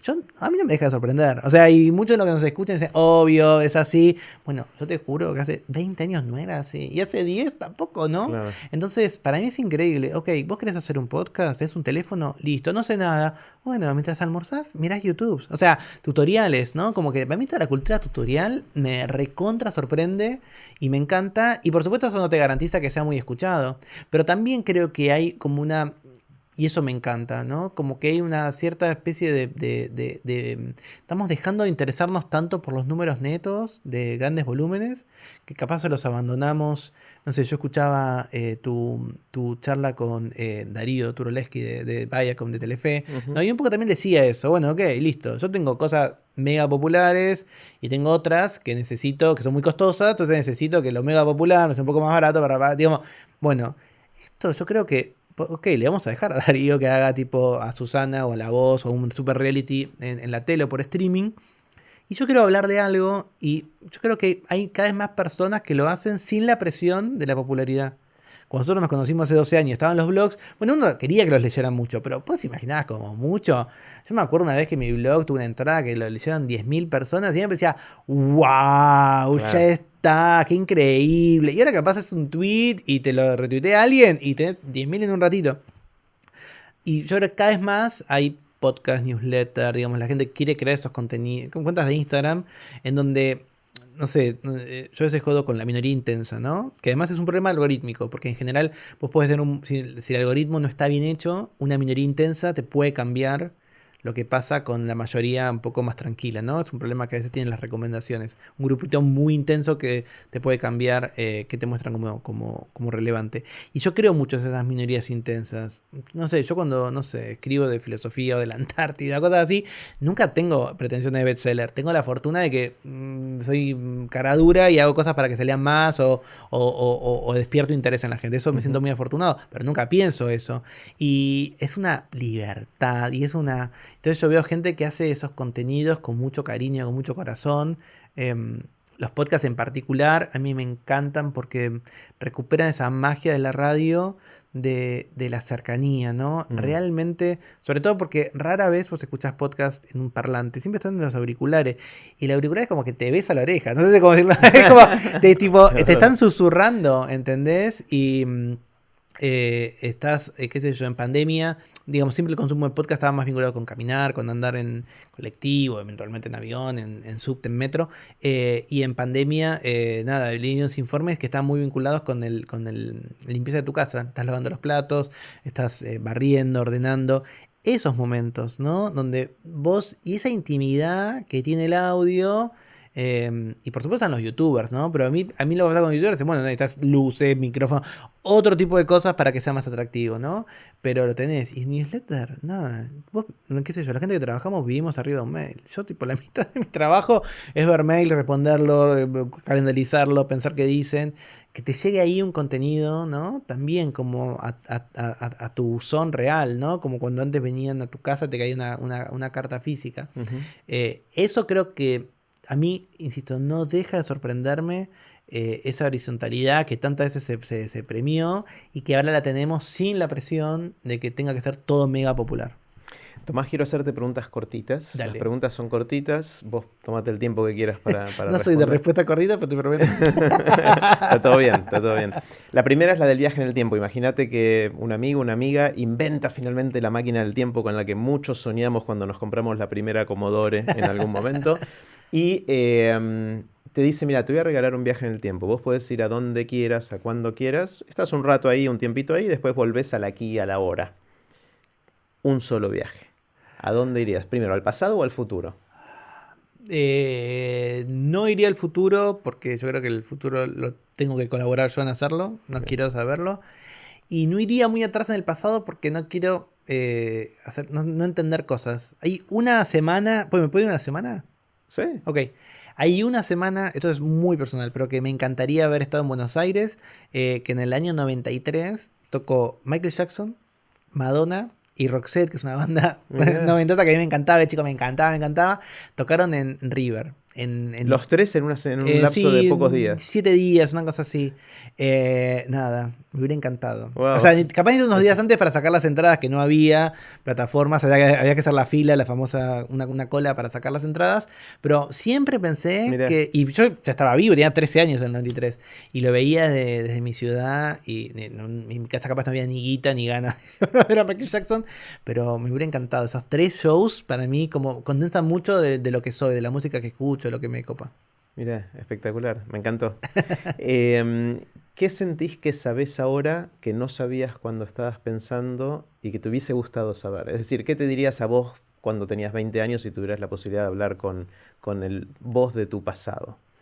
Eh, Siempre pienso que tardé mucho en sacarme como prejuicios con de qué cosas puede hablar la filosofía. Como que Ujú. durante casi toda mi carrera, cuando estaba estudiando, pensaba que tenía que. Me costó un montón encontrar que me gustaba la filosofía de la mente. Me costó un montón. Hice un montón de intentos. Yo eso trato de compartirlo a la gente que estudia filosofía. Porque vos rara vez entrás y terminás después sabiendo que te gusta. Y mucha gente en el medio se va porque no sabe.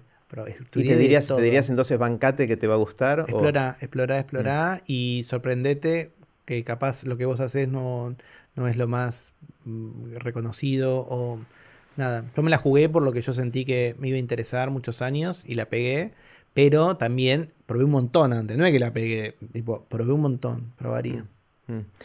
¿Qué sentís, Tomás, que opinás distinto que la mayoría de la gente que te rodea? Puede ser el círculo más íntimo, un círculo más amplio. ¿En qué pensás distinto?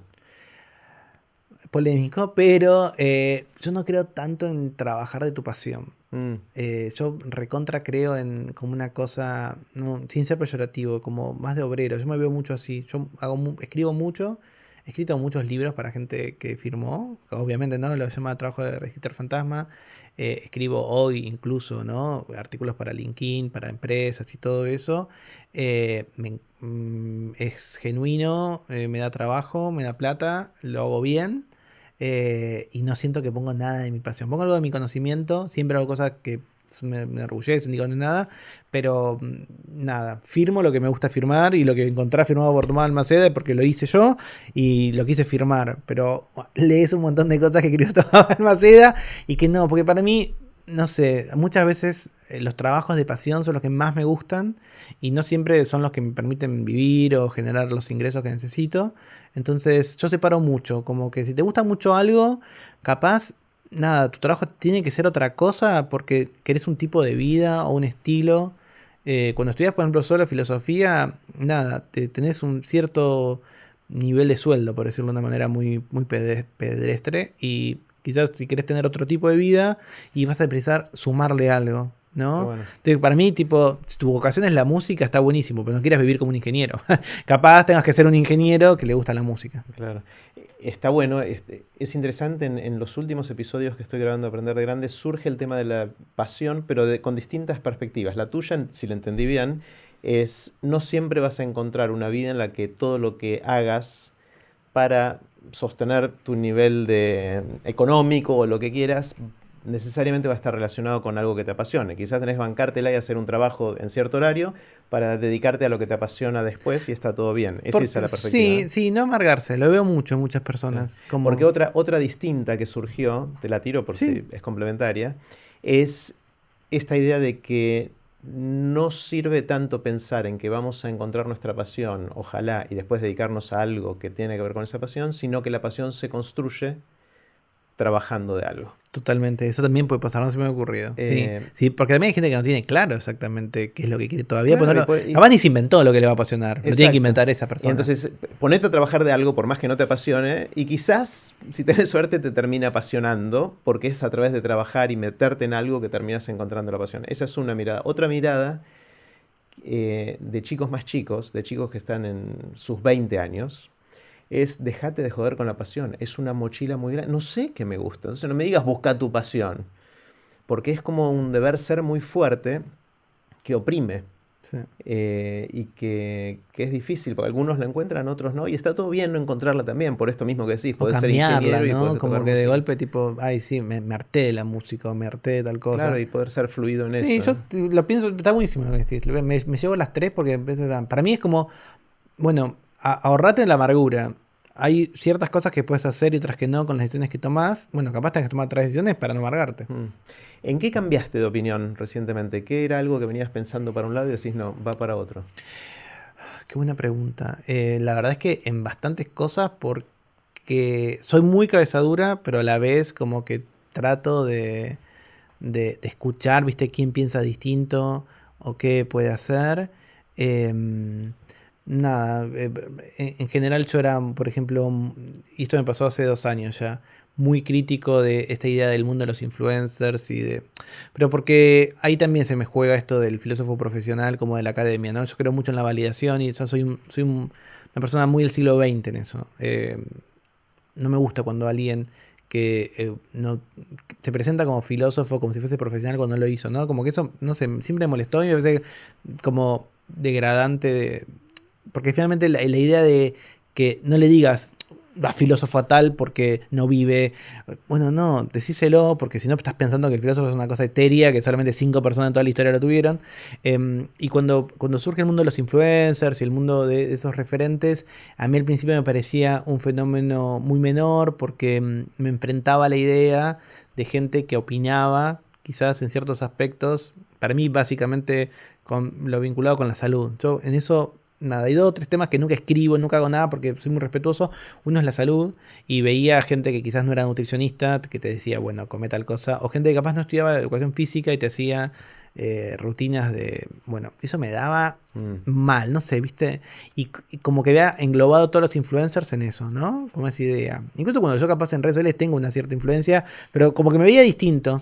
¿Y ahora nada, te amigaste con todo eso? Me amigué porque tengo Juan y Miriam, 2 amigos con los que tenemos un proceso que se llama Cultura de la Influencia, y es, o sea, nos juntamos en un café siempre, en una esquina, después virtual, esos son los miércoles, mis miércoles a la mañana, están vinculados con ellos, en donde pensamos la influencia, y ahí nada, dentro de muy poquito va a salir un libro, tenemos charlas, o sea, empezamos a pensar la influencia como una matriz más interpretativa. ¿Por qué? Porque hay mucho de cómo entendemos ese influir, ¿no? Que también, bueno, a partir de eso pero imaginé un modelo de cómo que puede ser la influencia como concepto, y eso fue como un cambio total, porque hace 3 años Tomás hubiera dicho que nada, que los influencers hacían mal, que no sigo pensando que hay influencers que hacen cosas malas, pero entendí, como que creo que ahí me ayorné, que es una cosa muy importante para aprender de grande, y es tipo, ok, largar también esos prejuicios que tenés y mirar de nuevo, ¿no? Esos fenómenos, y entendí que creo que hay algo ahí de influir que va más allá de lo digital y que es central, porque para mí, digo muchas cosas juntas, pero solo esto, para mí la base finalmente de la influencia, que yo lo veo como un diálogo, para mí influir es una actividad que es un diálogo, no es un debate, no es una conferencia de prensa, es una actividad, es un diálogo que en la base tiene la confianza, y para mí la confianza es como el gran concepto de este momento, porque vivimos una paradoja que a mí me impresiona mucho y que es lo que un poco me llevó a pensar en los influencers, y es que si ves todos los estudios tipo de mercado o de opiniones, lo que a veces las empresas llaman el barómetro, ¿no? El barómetro de la confianza, las 3 entidades en las que siempre confiamos, que eran la política o el Estado, el periodismo y las compañías, las 3, digamos, están en crisis. Pero, y ahora en tiempos de antivacunas se ve, ¿no? Gente que todo el tiempo piensa, bueno, ¿por qué me ofreces esto? ¿Qué hay? ¿Por qué quieren mis datos? Y en paralelo, confiamos en extraños, que es algo recontra anti de nuestra especie. Nosotros no solemos confiar en extraños. Yo me voy en la vieja normalidad, o en mi luna de miel, me fui de vacaciones a Roma y alquilé por Airbnb tipo habitaciones en distintas ciudades de Roma. Fui con mi marido. Y digo, me iba a la casa de un romano, de un insólita, y me iba y me quedaba en esa casa, ¿no? En un cuarto, y después me subo a cualquier plataforma de autos, son extraños. Entonces, ¿cómo pasa eso? Y el otro tema son los influencers, ahí llegué a pensar eso. Digo, ok, si yo te sigo a vos en redes y te recomendás mucho un libro, lo voy a comprar. Y capaz nunca te vi, no te conozco, no sé, pero te siento cercano, ¿no? ¿Qué sé yo? El podcast, estás en mi oído, entonces recomendás algo, qué sé yo, mira este curso que hace Jerry, bueno, lo voy a hacer.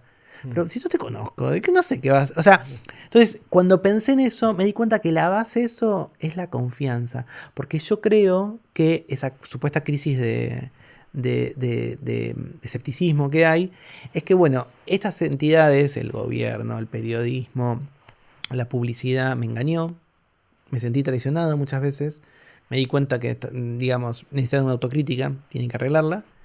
Pero yo tengo que depositar mi confianza en algo. Y deposito mi confianza para mí, y ahí vuelvo increíblemente a lo que charlamos muy, muy al comienzo, y es en alguien como yo. Claro. En alguien como yo. Entonces, bueno, ok, mira, sí tengo un cuarto de más. Y ahí están como las reviews. Entonces, también yo amo las reviews, tipo las analizo, me encanta. Porque, y de hecho también las plataformas lo hacen, ¿no? Terminas de hacer algo y te sale ponernos comentarios. Y yo miro las reviews y amo y agradezco porque me divierten y porque me enseñan mucho la gente que deja buenas reviews. En el baño andaba mal la cadena. Jerry es divino, pero tiene olor a pata. Este auto estaba bien, pero... ¡Wow! ¡Wow! ¿No? Como que... Entonces, ese sistema de reviews nos traen... Entonces, para mí, el tema de este momento histórico, para lo que a mí me apasiona y me hace pensar mucho, es la confianza. Porque yo creo que es algo que, como charlábamos también al comienzo, uno también... Por nuestra dotación biológica, a veces detectas automáticamente la confianza. Te puedes equivocar. Conoces a alguien y confías. Entonces, para mí es tipo, bueno, ¿cómo yo podría? Eso es lo que me encanta como transmitir o pensar. Estrategias para volverme confiable. Y volverme confiable es que yo no voy a confiar en vos si veo que sos impermeable, que no cambias de opinión, que es confiable el que es poroso. El que digo, ok, yo voy a confiar en vos porque, tipo, y yo capaz te voy a cambiar también en este diálogo, ¿no? De la influencia. Como que, bueno, todo esto todo empezó porque yo dije, que tarados que son los influencers, son muy peligrosos. Y hoy, tipo, todas estas ideas, y ahí vuelvo a esto, para mí son ideas filosóficas, porque voy tomando de las cosas que ya conocía, que ya sabía, hombros de gigantes, ¿no? Me encanta, está buenísimo. ¿Qué te asombra, qué te sorprende? ¿Qué son esas cosas que ves y decís, wow? Y desde chico el espacio. El espacio. Ay, sí. Bueno, yo soy muy fan de Star Trek, Ah, mira. nerdismos, por lo menos aquí en la Argentina está la pelea porque todo el mundo piensa en Star Wars cuando digo Star Trek, pero No, siempre. para mí es Star Trek. No, sí, pero somos To dos nerds. boldly go where no one has gone before. O Por sea, eso. y Bueno, lo tengo con la voz de Captain Kirk, Picard. sí. Ah, de Picard. De la obvio. Picard ahí. Sí, fan total. ¿Qué decirte? Para mí es el espacio, me encantaría. Y de hecho yo creo que mi pasión por la Antártida es porque es lo más parecido que hay al espacio en la Tierra, en nuestro planeta. Qué sé yo. Y a veces me dicen, bueno, nunca viajé a la Antártida, si viajaría, o ponele, si viajaría al espacio, siempre es un poco más difícil. Y sabes que me agarra como que me lanzaría, como que me tiraría la pileta, aunque no sé si vuelvo, no sé. Pero la me pasa Antártida es eso. bastante posible. Escribiste un libro sobre eso y no fuiste, tenés que ir. Es que la Antártida es muy caprichosa. Solo puedes ir si sos científico, si sos militar o si sos personal de apoyo. No filósofos. No Y aceptan- por ahora no. Voy a hacer mucha fuerza para que sí. Y te deja entrar si sos así y nunca sabes cuándo te deja de ir porque te puede agarrar una invernada y te puedes quedar un Claro, sí, año sí. más. Eso también. Bueno, eso también es el espacio. Es como entregarte a eso. Y ahora capaz en Capital Federal es un poco más difícil en la Ciudad de Buenos Aires, pero cuando ves el cielo muy estrellado, ¿cómo no perderte? No, a Claro. mí eso me encanta. Qué bueno, qué bueno. ¿Tenés alguna habilidad inútil? Ay, qué buena pregunta. Yo qué sé yo, supongo que vuelvo todo útil en el fondo. Para mí hago muy buenos mates Mira. y otra cosa que hago es que vos me das cualquier cosa y te hago una comida de guerra. O sea, no soy gourmet, pero todo el mundo que ha vivido conmigo, que vive conmigo o que viene a mi casa, vos me caes, tipo, porque tenés un problema o porque pasaste por el barrio y tocas timbre, yo te voy a hacer una comida bastante vestida con lo que hay, ¿no? Como que tengo eso, pero para mí cocino bien, pero porque creo mucho en las recetas, las sigo perfecto, soy muy bueno siguiendo órdenes. Ujú. Entonces, vos me das una receta, ahora en cuarentena, el año pasado, por ejemplo, hice tiramisú, hice cheesecake, cosas muy elaboradas, tipo, o capaz la gente no tan para mí muy elaborado, y todos decían, ¿cómo es? O unas mega tortas, ¿cómo hiciste? Sí, es una receta. Si la receta funciona, me cuesta pensar que a todo el mundo no le salga, pero es obvio que no todo el mundo sigue bien las reglas, ¿no? Claro. Yo soy como muy ordenadito. Qué bueno, qué bueno. ¿Cómo haces cuando tenés o querés aprender algo nuevo? En un momento mencionaste al pasar tu amor por los tutoriales. O sea, Sí. ¿cuál es tu estrategia? ¿Te metes en un nuevo tema? Vamos a aprender sobre los influencers o sobre lo que fuera en cada caso. ¿Por dónde empezás? Y para mí es raro, pero para mí tiene mucho que ver con dormir y con descansar. Mirá. Porque si yo tengo que dar un curso nuevo o a veces en la facultad te cambian las unidades de las materias y hay que hacer algo, yo no funciono en lo inmediato. Si vos querés que yo haga algo para mañana nuevo, te voy a decir que no, pero más ya te lo digo que no de entrada, tipo, no tengo drama. Ahora vos me decís, mira, qué sé yo, en 2 meses hay que dar esto, perfecto. Yo todos los días voy a leer, todos los días. Y yo que como digo dormir en el sentido de descansar esa temática, todo el tiempo es lo que más me funciona. Leo, leo, leo, y un punto en donde, digamos, este Word que armo con pasos se me organiza. Yo esto lo llamo cartografía, que es como pensamos nosotros en el grupo, y es bueno que hagamos esta. Y que generalmente cuando escribimos, ahora estamos escribiendo un libro de tecnología y géneros, y toda la primera parte es la cartografía, que fue, leímos todo, y dijimos, ok, de todos estos debates, este es el mapa. Y después nos vamos a ir a una islita de ese mapa, ¿no? Es un archipiélago, pero nosotros vamos a eso. Y eso lo uso un montón. A veces capaz, lo que te llega a vos de lo que yo te digo, es como esto que te dije en un minuto de los influencers. Bueno, te conté un poco de cómo llegué, pero finalmente estoy en una partecita de todo ese Claro. sistema. Pero Ese tuviste que construirlo para poder y me contarlo así. lleva tiempo y me lleva no dedicarme todo el tiempo a eso. No sé cómo explicarte. Como Sí, que mi sí. cabeza funciona descansando. Yo no duermo mucho, pero amo dormir. O sea, yo duermo 6 horas muy profundas. O sea, tipo, me acuesto 12:30 y a las 7 menos algo estoy despierto. Aunque se caiga el mundo, tipo, Ujú. hace poco explotó la cocina de un vecino. Madrugada, hubo un quilombo en mi oficina, no me enteré. Y me levanté y vino y vi el grupo de WhatsApp. Así como duermo eso. Y para mí, y puede pasar muchas cosas, pero no me prives del sueño. Y me pasa lo mismo con esta idea de descansar. Si tengo tiempos largos para escribir un libro, para acoso, me va a salir mucho mejor. Me organizo esa cartografía y ahí después te cuento qué hay. Y a veces ni te enterás que es todo eso. Capaz porque estás aburrido, porque no me interesa contártelo, no. Es un proceso creativo más personal. Ujú. Y todo siempre lo dejo registrado. Porque reciclo un montón. Pero Claro. reciclo cosas de 2006, 2005. Tengo papeles, como que por supuesto, para mí es una virtud, pero muchas veces me da vergüenza lo que escribí en el pasado. O sea, tipo, yo soy muy crítico, pero lo veo como digo, bueno, ok, tipo, si nada de lo que hiciste antes te da vergüenza es porque no evolucionaste. Claro. Yo creo que, tipo, algo de tu pasado, no sé si vergüenza, pero digamos, que estaba pensando, ya sea tipo un look, una ropa, un corte de pelo o una idea. Pero tengo registro de todo. Amo la nube por eso. Porque cuando era chico, nada, bueno, todavía tengo cosas en papel, pero me reciclo mucho ideas, ¿sí? Está genial. ¿Cuáles son las lecturas que te transformaron? Evidentemente leíste un montón a lo largo de la vida, con lo cual es una pregunta especialmente difícil, quizás o quizás no. ¿Podés identificar una o dos cosas que hayas leído, libros o otras Sí, cosas que sí, te dos hayan cosas impactado? re distintas. Y una la recontra recomiendo siempre. Y una es tipo Meditaciones Metafísicas de René Descartes. Es el libro de filosofía para mí.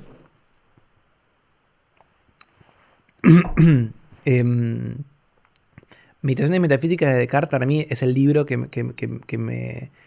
me cambió la cabeza.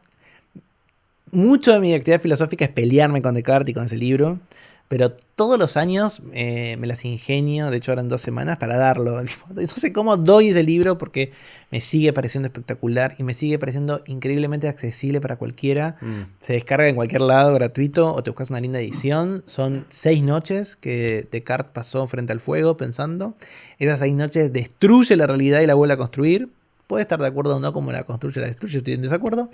Pero es espectacular. Eso, tipo, y mi gran aspiración es hacer algo de 50 páginas que cambie el mundo, ¿no? No voy a llegar nunca, no, pero digo, es como un deseo. claro. Eso me cambió. Y después un libro muy menor, de un autor que a mí me encanta y que tengo por suerte la suerte, esa gente que vos seguís en redes sociales y te arrepentís, que me suele pasar porque idealizas. Se llama Steve Berlin Johnson, nada, es un divulgador, y él tiene un libro muy menor pero muy lindo que se llama Everything Bad for You is Good. Todo lo que es malo para vos es bueno. Y lo que hace es rescata todos los consumos culturales chatarra y te dice, ¿qué aprendiste de eso? Y tiene, esto que decir es medio retro, pero bueno, tiene un capítulo sobre Lost, la serie de Lost, ¿te acordás? Que es como para mí la La primera vi serie. 2 veces entera. Ah, bueno, perfecto. Pero sí, tengo mucho miedo que hay gente que esté en nuestra audiencia que ni sepa lo que es, o sea, es muy difícil porque hay tantas series ahora. Y más allá de eso, yo en un momento había visto Lost, como vos, me ha gustado mucho.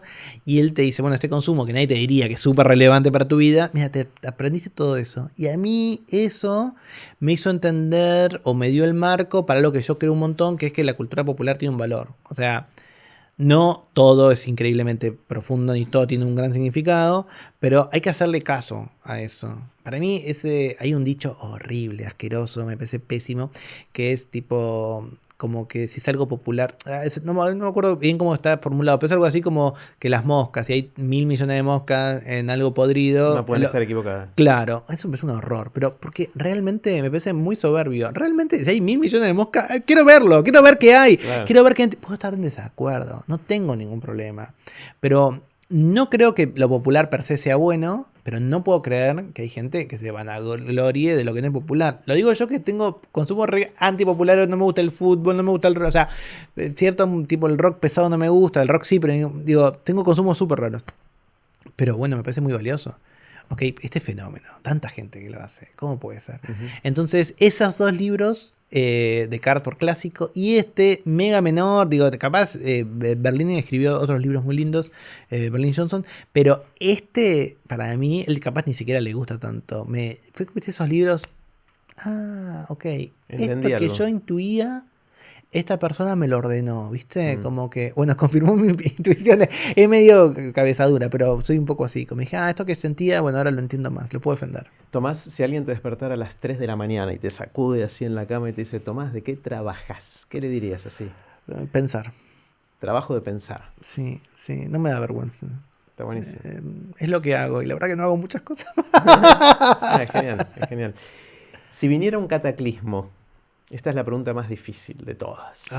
Si viniera un cataclismo que de un día para otro borrara todo el conocimiento y la cultura humana, y te dieran a vos la oportunidad y responsabilidad también de escribir un parrafito muy cortito, poquitas líneas, que capture lo que para vos es lo más importante del conocimiento que tenemos para preservarlo para las generaciones posteriores al cataclismo. ¿Qué pondrías en esa esa frase cortita. Un clásico que podemos seguir pensando y pensando y pensando y pensando y no, capaz no vamos a llegar al fondo. Solo sé que no sé nada. Mire. Te invita a romper todas las creencias que tenés, todos los prejuicios que tenés, todo lo que vos pensás que es, todo lo que vos sabés, es sujeto a que se destruya y se vuelva a construir o a pensar. Solo sé que no sé nada. Me encanta, me encanta. Y creo que con eso me parece que tenemos que cerrar, porque es difícil de superar eso. Me encantó, Tomás, charlar. Nada, por favor. Yo te Perdí siento que hablo noción mucho. del tiempo, no tengo ni idea hace cuánto estamos conversando y me encanta. Y seguramente vamos a tener que seguir conversando en otro momento. Obvio, obvio. Un placer, Sí. un placer, me encantó. Bueno, gracias.